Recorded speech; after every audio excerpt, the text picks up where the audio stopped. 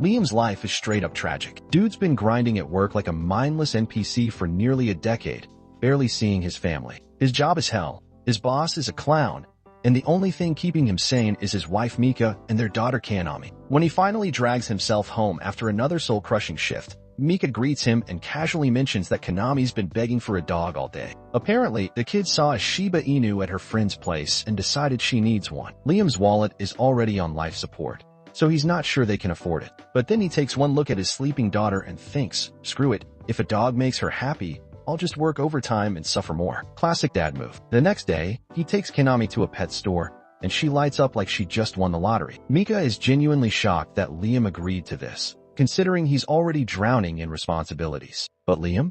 No, he doesn't care. As long as his wife and daughter are happy, he'll take whatever nonsense life throws at him. Except life isn't just throwing nonsense, it's about to dropkick him off a cliff. The next morning at work, Liam's boss starts screaming at him over a late report. Liam, being the responsible guy he is, tells him he actually sent it last Thursday, but guess what?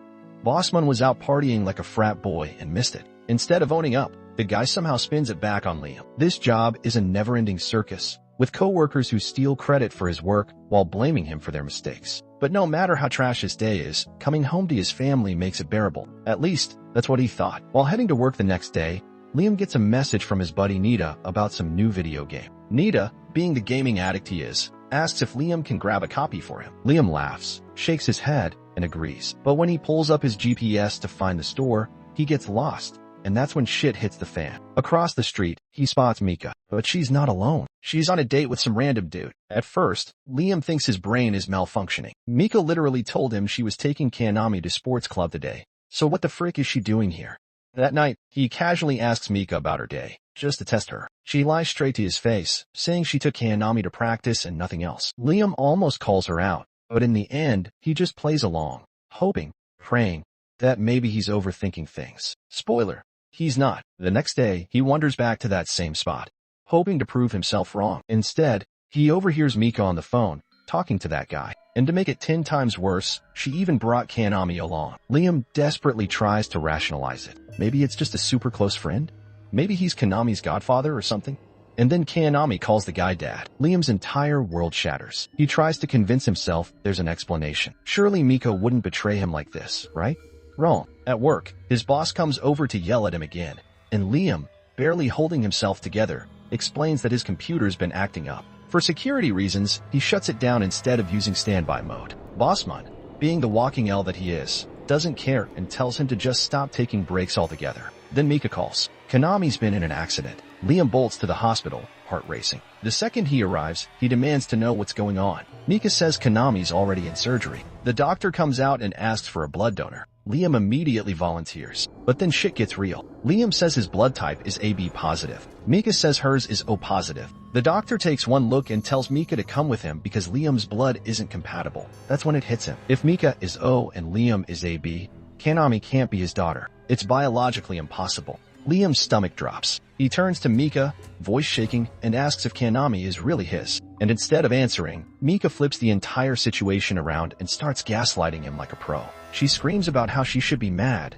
how he was never there for them, how his job is pointless, how she's basically raised Kanami alone, completely ignoring the fact that Kanami isn't even his child. Then she drops the final nuke. She's taking Kanami and leaving. Liam is in shock, but Mika doesn't care. She grabs Kanami and walks out. He tries to stop her, begs Kanami not to leave, tells her how much he loves her. But Kanami, with zero hesitation, says she prefers her other dad. Liam's heart just straight up disintegrates. The next day, he drags himself to work, still broken, only to get hit with the final boss battle. His boss accuses him of embezzlement. Some sketchy 50 million yen transaction is traced back to his computer. Liam swears he didn't do it, but the evidence is airtight. Boom, he's fired. As if that wasn't bad enough, Mika files for divorce and sues him for child support, for a kid that isn't even his. To avoid jail over the fraud charges, Liam is forced to take a soul-crushing job as a construction worker, barely making enough to survive. The only thing keeping him going is Nita's texts about their favorite show. He almost replies, but stops himself. He's too ashamed. And then, because life just keeps beating him while he's down, he starts coughing up blood. Dude can't even afford a doctor, so he just lies in bed, waiting for the end. But just as everything fades to black, a strange light appears. In it, he sees the truth, His own boss was the one who embezzled the money. And the icing on the shit cake? That same boss was the guy Mika was cheating with all along. Liam loses it. Then, out of nowhere, a mysterious man shows up and drops a bombshell. He can give Liam a second chance in another world. At this point, Liam has nothing left to lose. If he gets a redo, he's not playing nice anymore. No more being a pushover. No more suffering for others. The man smiles, clearly enjoying Liam's newfound rage, and tells him he'll even throw him a bone. His next life will start as the son of a noble. Liam takes the deal without hesitation, and just like that, his soul is transported to a brand new world. So our boy Liam signs a deal with the celestial equivalent of a Reddit mod with too much power, and boom, his soul gets yeeted into space to become the overlord of iRobot's angrier cousins, and basically the final boss of galactic bullying. Next thing he knows, Liam wakes up like it's a bootleg iSky starter pack. He's now a toddler passed out on the roof of some haunted Victorian Christmas tree mansion. Turns out, this is Planet Hydra. 10 out of 10 name for a villain lair, and Daddy Dearest is Count Banfield, a man whose parenting style screams, remote worker from another galaxy. His house is straight out of Pinterest, Forest Core Apocalypse Edition, and as soon as he steps inside, boom, jump scare mom. She poofs him into a different room with mom-tier teleportation magic and drops a birthday bomb on him. It's his 5th birthday, and she got him a gift. Inside the giant gift box, a tiny dongle that screams, "Congratulations, you now own a waifu." Liam, still mentally buffering, presses a button like every tech-illiterate dad trying to set up a TV, and suddenly he's in a full-blown made customization screen. Yup, gotcha game rules. Pick a model, tweak the looks. Oh, and by the way, Mom casually drops that he needs to select the maid's private bits. Excuse me, what? She says it with the same energy as someone asking if you want whipped cream on your frappuccino. No notes, just cursed. Dad strolls in like a DLC character and drops a bigger bomb. Happy birthday.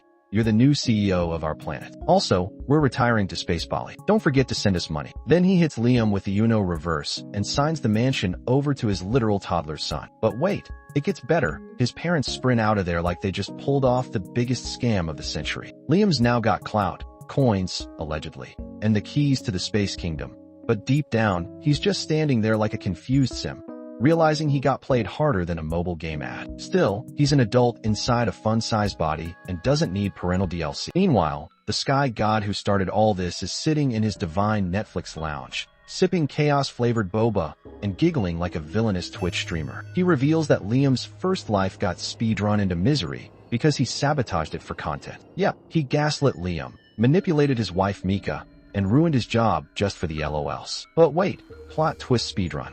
With a single finger snap like some cosmic Thanos knockoff, the deity sends Liam's ex-boss to jail for fiscal clownery, making Mika lose her golden ATM. Karma's coming in hot and spicy, and the god is loving the drama. He survives off negative vibes like he's on a sole gluten-free misery diet. Right before piecing out of this dimension, a suspiciously divine cat sneaks through the portal like it's about to be important later. Spoiler.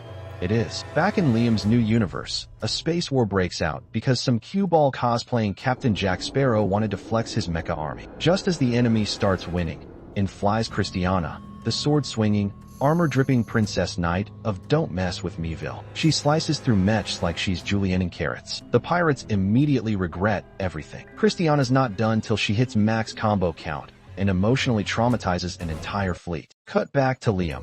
His robo-maid finally arrives in a creepy Barbie box. With a single touch, she transforms into a generic anime housekeeper named Amagi. First thing our boy does, inspects her like he's on a suspicious episode of How It's Made, triggering the Chamberlain's anxiety to DEFCON 2. Nothing weird happens, but the vibes? Immaculately concerning. That night, Liam runs a full maid test suite. Tea? Check. Massage? Check. Bubble bath? Sir, we are fine, but okay. The Chamberlain is now on full babysitter mode, watching Liam like he's gonna commit war crimes via spa day. Liam explains he's 36 mentally. Amagi corrects him. People here don't hit legal adult status until age 50, and true adulthood is more like 100. Humans live half a millennium here. Basically, everyone's a slow-cooked grandpa. Then, Amagi drops the galaxy's biggest red flag. The Empire hates AI. Like, full-on anti-robot racism. Liam's like, but what about the 3 laws of robotics? And the Chamberlain hits him with the blank stare of a man who's never seen a sci-fi movie in his life. Turns out, humans got wrecked by AI way back. A few meat-sack heroes saved the day and started the Empire, which is now very anti-anything with Wi-Fi. So why did Liam's mom hand him a ticking robo-waifu?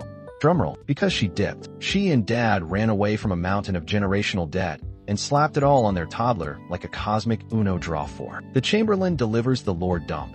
Liam's great-grandpa was a legend, but the rest of the family tree is just downward spiral speedruns. Now Liam owns a kingdom, a maid, and a heaping pile of economic ruin. Meanwhile, in a space tavern, people are already gossiping about their new child overlord. Bartender Lady is optimistic. The rest? Think Liam's reign will be just another episode in the Nobles Be Nobling saga. Liam, sitting in his debt-laced throne, has a realization.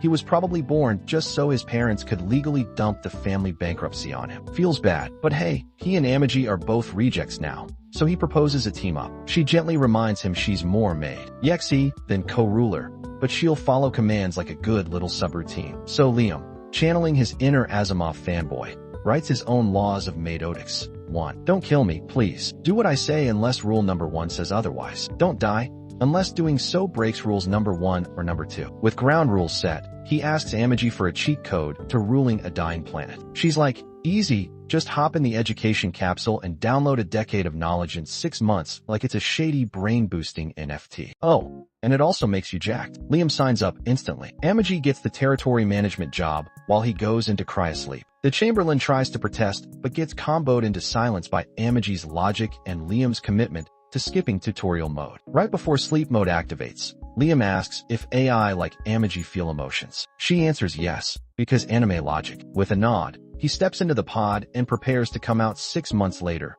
smarter, buffer, and ready to become the galaxy's most petty evil overlord.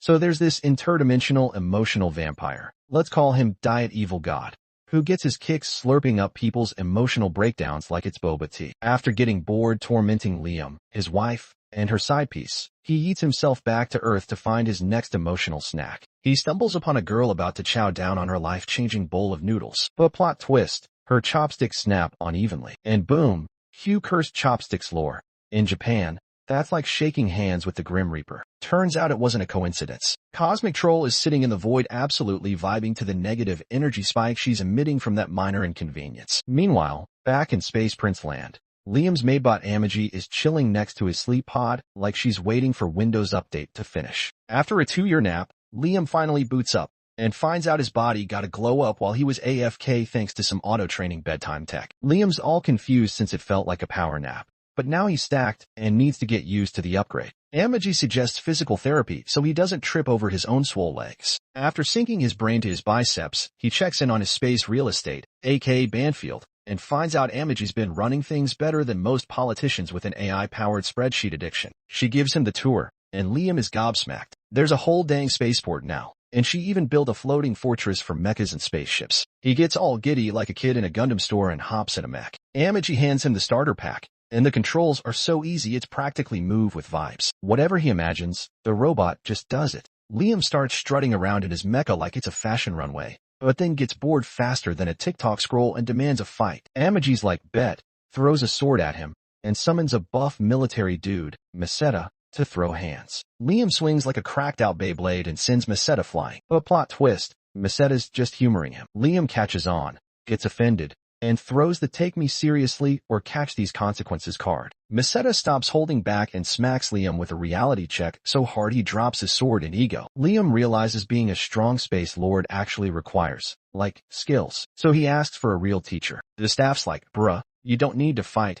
you're rich. But Liam's done being baby mode and wants to go full edgelord. So he hires a man with a sword and anime backstory energy, Yasushi. Liam wants to become the ultimate sword chat. Yasushi, dripping in mysterious scammer energy, drops a deep-sounding but completely useless monologue about how no one's ever the best. Amagi's red flags are flying like carnival banners, but Liam's too hyped to care. Yasushi then flexes a move he calls Way of the Flash, which basically looks like nothing but logs just fall apart dramatically. Liam thinks he witnessed peak anime, but the playback reveals, man didn't even swing. Liam, too blinded by hope to notice the scam, gets inspired to train harder. He has no clue that Yasushi is basically a fancy con artist with zero sword skill and a PhD in gaslighting. The emo god watches all of this from his comfy dark dimension, sipping on schadenfreude. He might have even been the one who sent this dollar store samurai in the first place. Elsewhere, Princess Christiana is out here trying to negotiate peace with the pirate gang. She pulls up with her fleet, only to get Uno reversed. Turns out the pirate boss,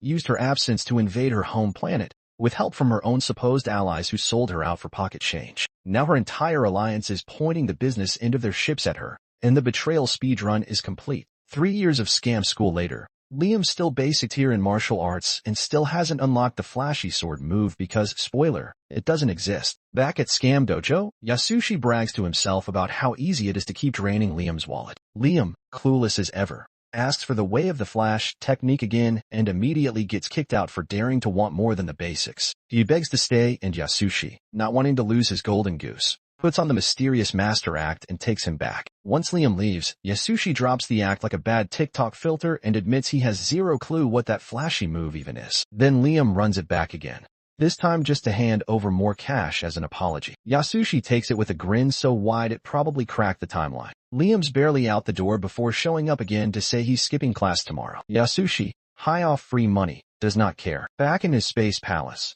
Liam lounges like a moody idol and hears from Amagi that things are economically mid but stable. He praises her like a lazy group project leader, but suddenly flips into CEO mode when the welfare report flops harder than a mobile game launch. He wants answers, and soon enough, the suspect walks in, some budget boss baby with the face of a tax audit. Liam starts grilling him. The dude tries to wriggle out by saying you're too young to get it, but Liam ain't buying it. The dude keeps spewing corporate babble like it's gonna make the fraud disappear, and Liam's over it. When the suspect starts talking about how everyone does shady stuff for business, Liam just walks over, sword in hand, no words, all vibes, and deletes him from the payroll and existence. Liam rants over the corpse about how no one touches his people or his cash unless it's him. Amagi, who's probably seen worse in her browser history, cools him off. Liam tells her to root out every shady official, but she's like, yeah, that's a bureaucratic grenade. Let's just make more me. She suggests creating 30 robot assistants to govern the system better, and Liam's like, slay. Let's do it. He doesn't care about opinions. If it works, it works. That same night, Twitter, or whatever their space version is, blows up with news about Liam going full Judge Dredd on a corrupt noble. He also plans to double compulsory education years, triggering mass school construction. People start realizing this 10-year-old might be the real deal. Meanwhile, Liam tries to pilot a megamech like he's ready to drop into a sci-fi boss fight, only for his scam master to show up and throw philosophical shade. Yasushi tells him real power isn't using what everyone else can use. The base captain spills the lore. Liam's great-grandpa used to pilot one of those old-school mechs. Liam is instantly obsessed and decides to follow in Grandpa Gigachat's footstep. Brian rolls up like, yo, what you doing? And Liam's just over there cooking up his Yasushi cosplay arc, trying to recreate some forbidden jutsu he saw once and decided this is my entire personality now, no matter how long it takes. He's in his training montage phase. Brian thinks the move is 100% fake news, but convincing Liam otherwise? That's like arguing with a brick that is dreams. It ain't gonna happen. So he just lets the boy cook. Meanwhile, Amagi pulls up to the loading dock like she's DoorDash delivering Liam's weird little science project. She's 95% sure Yasushi is built out of lies and expired coupons. But since Liam's dead set on using this mech from the junkyard dimension, she's gonna help however she can. One problem, she's built different literally and not built to be a mechanic. So now they need someone with actual brain cells in that field. Next day, Liam and Amagi head to the port to find Nias. And the moment this woman sees Amagi, her neurons start breakdancing. Liam figures she's gonna be freaked by a walking Alexa with emotions, but plot twist, Nias is overjoyed. Turns out she's got a PhD in android appreciation, and this one's a 10/10 ultra-rare model. She's drooling over Amagi like a collector finding a holographic Charizard. Liam once did the same, but now that someone else is doing it in 4K, he's suddenly aware of how weird it looks. He tells Nias to chill before she starts scanning serial numbers. Then he takes her to the hangar and asks if she can fix the rust bucket mech he found in the tech equivalent of a Goodwill bin. Nias takes one look and is like,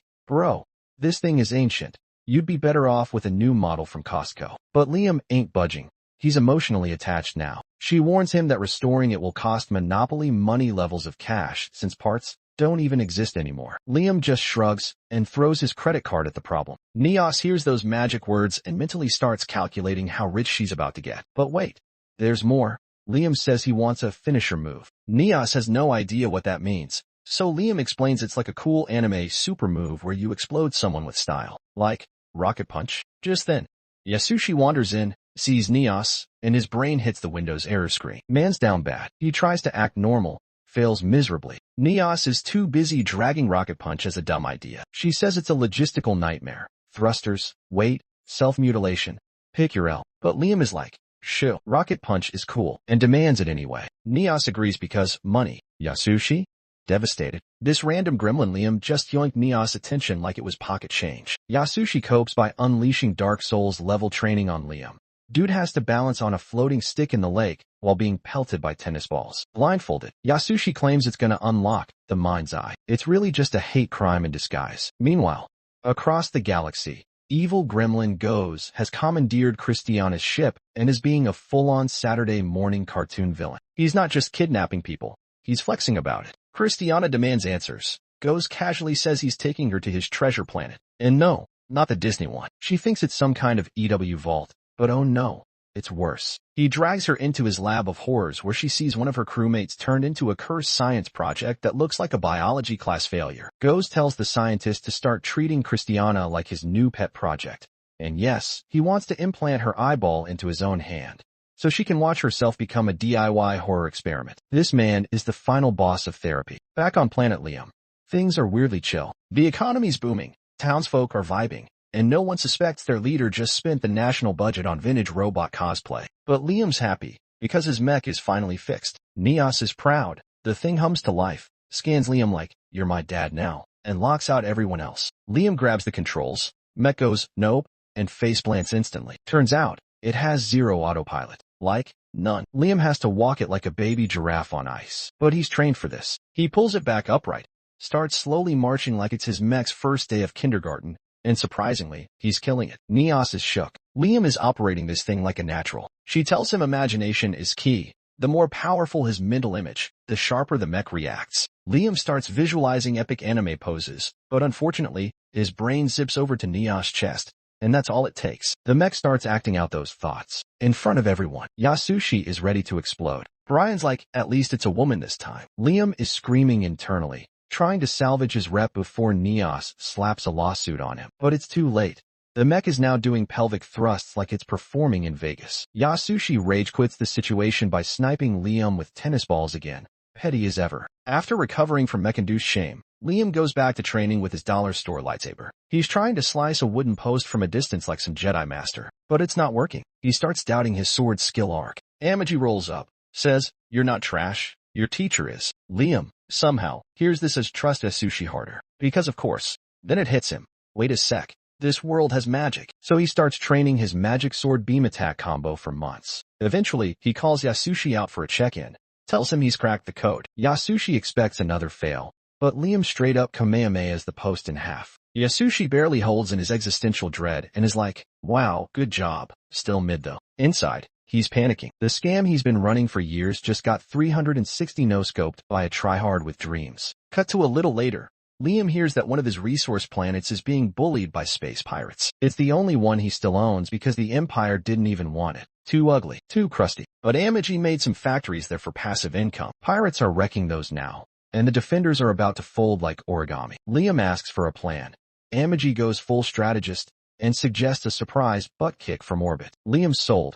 Orders the boys to hold space while he does the anime protagonist thing solo. Brian's like, please no. Liam's like, yes. They launch his mech from a giant space cannon straight at the planet like it's a Fortnite emote. Midair, Liam slices a pirate mid-flight. Casually. Two more sneak up behind. He slashes them down without looking. All those tennis ball dodge drills finally paid off. Lasers start flying. Liam's like, LOL no, and switches to gun mode. Beam rifle time. He's blasting dudes left and right. Pirates try to Zerg rush him. Bad move. They line up like bowling pins. Liam unsheathes his sword and drops an entire mana tsunami. Everyone's still breathing? They nope out instantly. But Liam's not done. He wants to flex one more time. He yells, rocket punch, expecting his mech arm to fly. Instead, a whole missile launches. Explosion. End of pirate dreams. He's mad though. That wasn't the aesthetic he wanted. Amagi pings in, apologizes for letting some pirates escape. She wiped out a big chunk, captured some ships, upgraded Liam's army. All in all, pretty successful. Liam's like, you're the GOAT.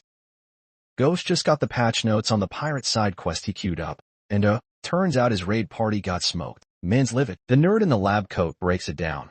They underestimated Banfield's home base so hard. Their only W was retreating before the whole crew got vaporized. But Ghost? built different. Instead of handing out L's and learning lessons, he hits execute all, like he's uninstalling cowardice. He's not just mad. They're about to be permanently logged out of life. Then he flexes harder.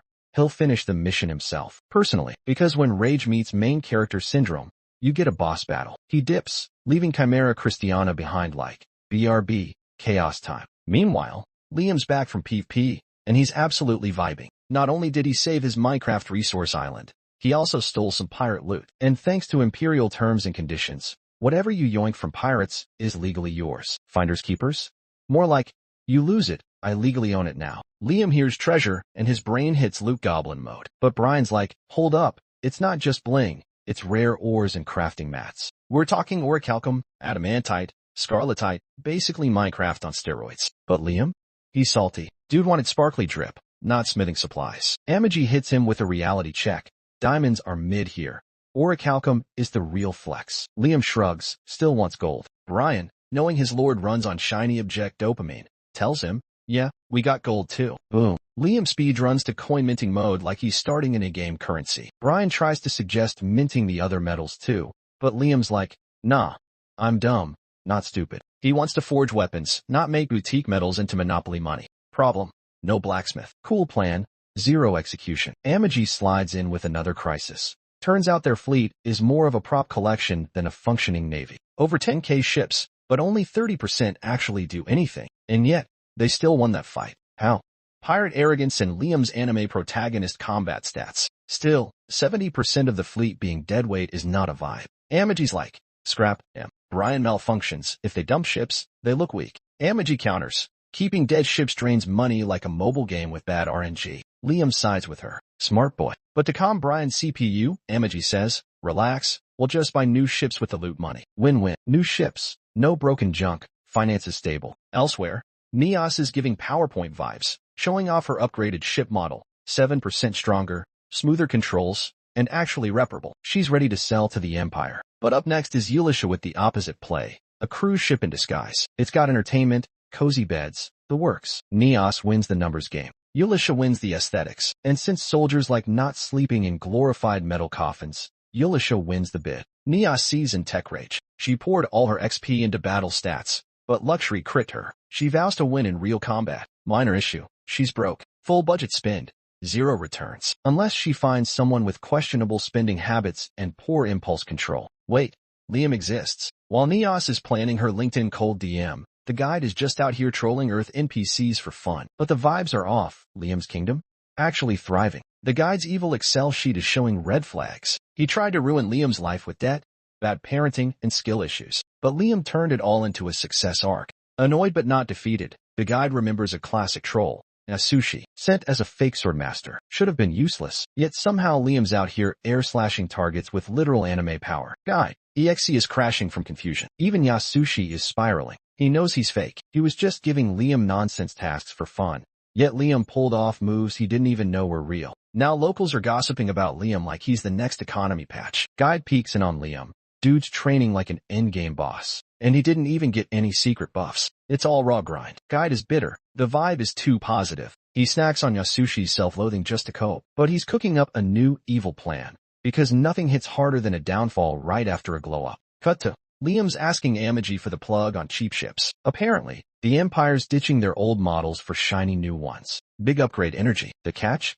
Gotta take the old crews too. Basically, the Empire's bundling their outdated hardware with expired DLC characters. It'll cost extra, but Amagi says they can afford it. Bonus. These are seasoned vets, not level 1 rookies. Liam's down. Guide sees another opportunity. He'll sneak in some goody two-shoes soldiers to sabotage Liam's evil lord brand. If Liam's too nice, the Empire might treat him like a fake villain. And when the downfall hits, it's gonna hit like a truck coin. Meanwhile, Yasushi's mid-existential crisis when Neos shows up. She thinks he's got main character energy after seeing Liam's glow up. He thinks she's into him. She's not. She just wants Liam's credit card info. She asks how to make a guy listen. Yasushi, thinking this is his anime moment, starts dropping his entire Google search history of weird tastes. Neos processes this and takes notes. He says stockings?